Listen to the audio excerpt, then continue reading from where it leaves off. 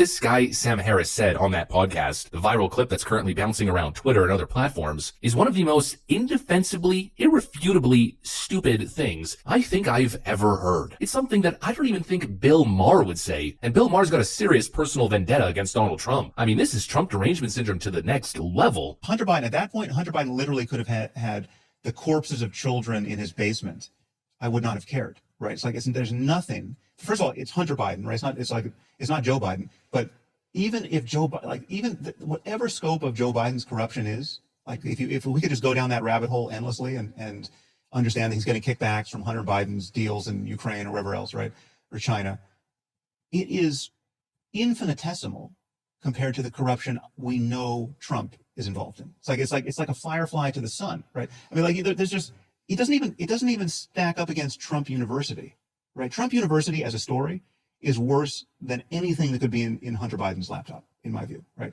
Now that doesn't answer the people who say it's still completely unfair to not have looked at the laptop in a timely way and to have shut down the New York Post's Twitter account. Like that's just a conspiracy. That's a left-wing conspiracy to deny the presidency to Donald Trump.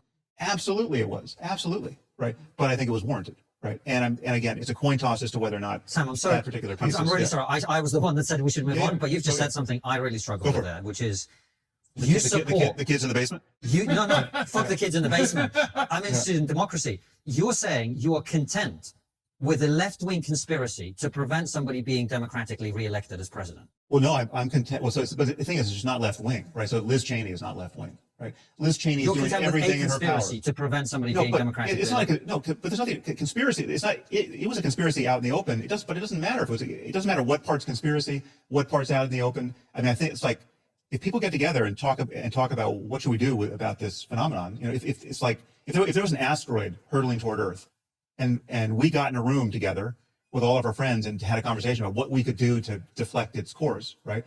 Is that a conspiracy? Have you ever heard anything so utterly ridiculous? Keep in mind, this is the continued irony of the word liberal, or rather, people who identify as such. Sam Harris would tell you that he's a liberal. Then here's Sam Harris arguing that big government corruption in connection with oligarchical tech companies censoring the free flow of ideas, speech, stories is a justifiable means to an end if it means stopping Donald Trump from getting elected. That is what a liberal just said. And his justification, probably even more ridiculous, was Trump University, just to prove how totally intellectually dishonest this man is, as if Trump University is a more egregious crime than peddling influence through the vice president's office through your crackhead son, using the Oval Office to make millions upon millions of dollars through foreign lobbyist interest in Ukraine and China as well as other states. I mean, who's really the crackhead here? Is it Hunter Biden or is it Sam Harris? What is this guy even on about? Trump University is a big corrupt crime and scandal? Trump University is basically the exact same thing that every single real estate and finance guy on the internet does. Go to any finance YouTube channel. They're all finance gurus and finance real estate people, and they all sell courses and seminars. That's exactly what Trump University was. There's all kinds of these finance and real estate gurus who are all pushing a very similar type of grift, or in many cases, actually offering great seminars and courses, and they're making tens of millions doing so. To pretend as if that is the worst crime of all time, and it's totally disqualifying for somebody who wants to be president, is absolutely psychotic. And then to say something that he wouldn't even care if Hunter Biden had bodies in his basement because, I'm a Trump University. Ridiculous. Absolutely ridiculous. And then to use that to justify a corrupt censorship conspiracy which willfully got in the way of democracy and the American people having the information that they needed to make a clear, informed decision on who's going to lead the nation. This is some real dystopian stuff, and this guy calls himself a liberal. You're not a liberal if you're essentially promoting Soviet Union, CCP-style censorship, government corruption, and conspiracies to get in the way of the democratic process. What happened to democracy? The same people who have been complaining about democracy and the sanctity of democracy and Donald Trump is the end of democracy and Russia collusion influencing our elections. Whatever happened to that? Sam Harris essentially just said the quiet part out loud. That this is exactly what so-called liberals endorse. The state working with massive oligarchs to control information, control what you can and can't see, because they alone get to choose who's president, or at least get to influence it heavily heavily because you might make the wrong decision and you don't have the right to participate in democracy, at least not fairly, because the elites, the perceived intellectual elites like Sam Harris, are better at making decisions than you are. Well, how's that one playing out? Joe Biden continues to be the biggest disaster to ever step foot in the Oval Office, at least in modern history. Oh, but Trump University, I mean, idiotic stuff. This guy is supposedly an intellectual heavyweight. He's a munchkin as far as I'm concerned. Or his thought process has been severely compromised by his clear emotional and personal feelings about the situation. There's another way to describe it. It's called Orange Man Bad. Orange Man Bad syndrome or Trump derangement syndrome, whatever you want to call it. It's all the same damn thing. And it's continued proof that it makes you act absolutely irrationally. It shows exactly why the endless persecution of Donald Trump is very easily not legitimate. You know, people continue to try to make the case that, well, the FBI and the DOJ are acting very much rationally and based on the evidence and information. But when you see this kind of stuff, when you see the lengths that people are willing to throw away democratic values and liberal values to get Donald Trump, it starts to give you a little bit of a different perspective that maybe these people are just completely out of control. They've lost all control, and it's get Donald Trump no matter what the cost. What do you think is causing this Trump derangement syndrome? Like, look, I understand Trump says mean things, and you might be like, he lacks decorum, but to this degree? Like, this dude's very intelligent. I mean, he's super intelligent. I appreciated him up until you posted this on your Twitter feed, and I was like, are you kidding me? it's crazy. Because it seems very deranged, but I think a lot of that is caused by him living in an echo chamber. He lives in a bubble, in an echo chamber. He's used to hearing the same people talk about the same things. He is an outright authoritarian, as so many of these anti-Trump people are. I see these people on Facebook saying, you know, Trump's a fascist, far authoritarian, and they're saying the same thing about Ron DeSantis. And I'm like, what have they done? Trump wouldn't even bring in the military to stop the rioting. We watched the rioting go on all over the country, and Trump said, well, I can't. Man, I'm sure a lot of people wished he was more fascist and would have stopped this rioting. He didn't do it. And you get Antifa going around, and where's that accountability? They get propped up by the media and the corporations. They get defended. They get defended by CNN. There's a compilation Daily Wire put out. Chris Cuomo's like, the problem is not, you know, the rioters. The problem is what made your fellow man have to go out and riot, or something like that. And it's like, no, dude. Jimmy Dore tweeted, quote, I'm for censorship if it helps my side politically. I mean, I just can't see a downside to thinking like this because I don't read history and I'm super smarter than you. Bravo, Jimmy.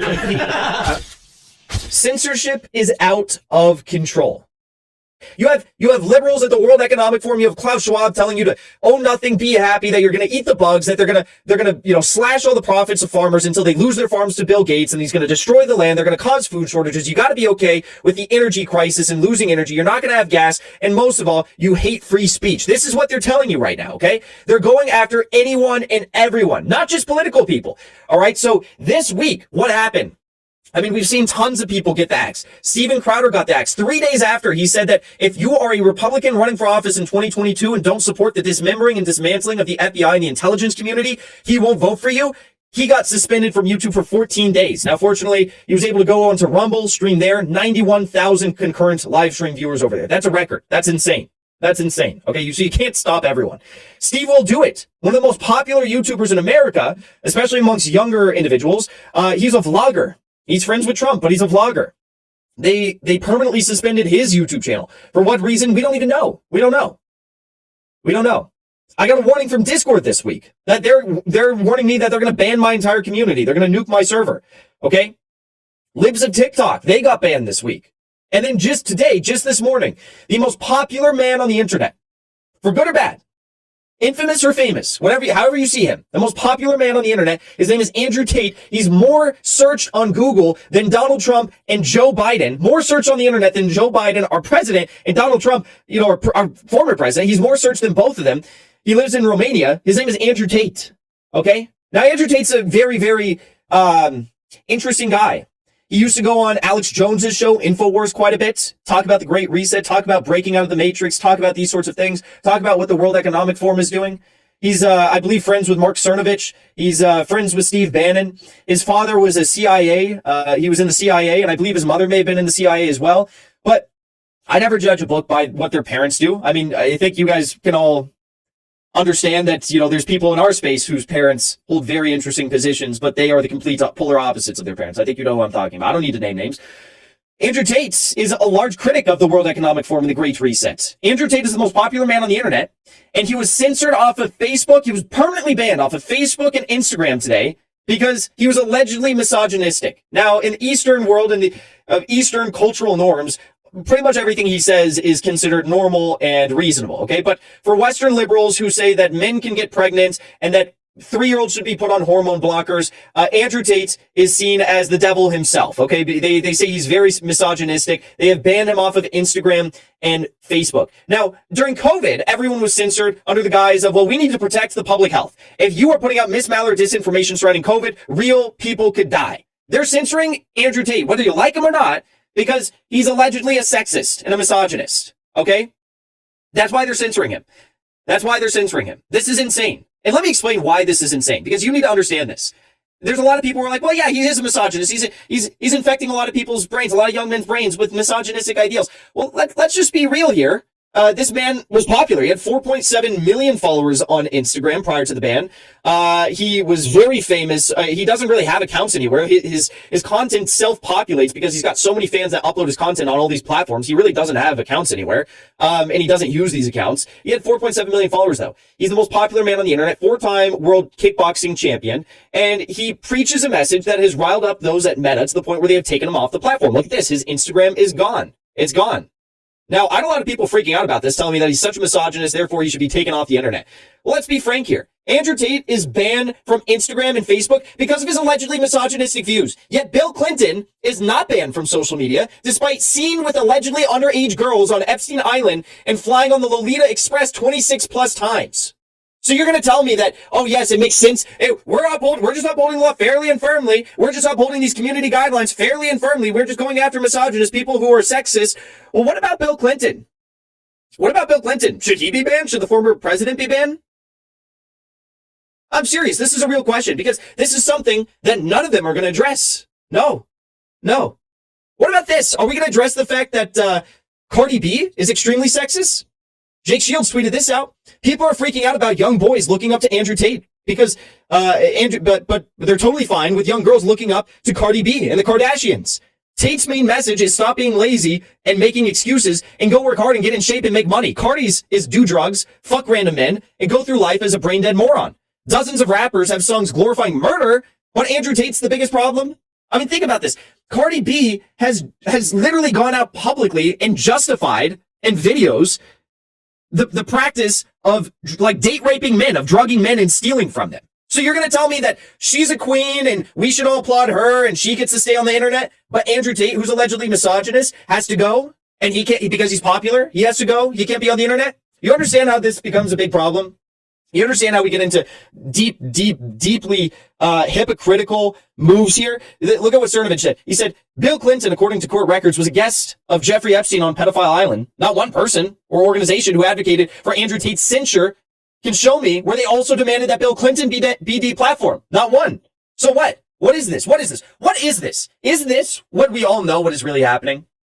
You guys know what MAPs are? Raise your hand. Anyone know what MAPs are? MAPs? That's the newest effort by woke liberals. You can see licensed therapists and psychologists, counselors, sex therapists talking about this. All over Twitter. Oh, actually, sorry. It's probably not all over Twitter because Libs of TikTok is getting censored for posting about it. But what they're talking about is MAPS. This is a new woke term to protect, I guess I could just say it. I don't think I'm going to get censored for saying it. It's to protect pedophiles. It's called minor attracted persons. That's what they're calling it. Minor attracted persons, MAPs, MAPs. They're literally trying to wokeify pedophilia and normalize it. So what is this? We're going to censor men who might be misogynistic, but we're going to allow for people like Bill Clinton to remain on the platform? Well, this seems to be quite obvious to me. What's happening here is the people who are deciding what's allowable and what's not allowable on the internet seem to be fine with MAPs. They seem to be fine with hosting these platforms. They seem to be fine with hosting the ideas of individuals who are protectorates of those who are trying to normalize pedophilia. Yet a man who is allegedly misogynistic has to go immediately. You understand the problem here? You understand where this is headed? You understand that I support people to be trans if they want to be trans, but you're talking about giving 3-year-olds and 4-year-olds hormone blockers that are going to forever change their lives before they even have the ability to form full sentences. You understand what's happening here? I don't support discrimination. I don't support any of that stuff. I don't support any bigoted stuff, but this is where we're headed. It's very, very scary where we're headed. Okay. So this is bigger than Andrew Tate. I don't care if you like Andrew Tate. I don't care if you hate him. I don't care if you hate him with all your guts and you will never, you'll censor him from your own kids' lives. I don't care if you put a Andrew Tate block on your kid's phone to make sure he never sees an Andrew Tate video. That's not what this is about. What this is about is something much larger than Andrew Tate. It's about free speech. It's about the globalists who are trying to normalize extremely frightening ideologies like this MAP stuff. And it's about our First Amendment crumbling before our very eyes.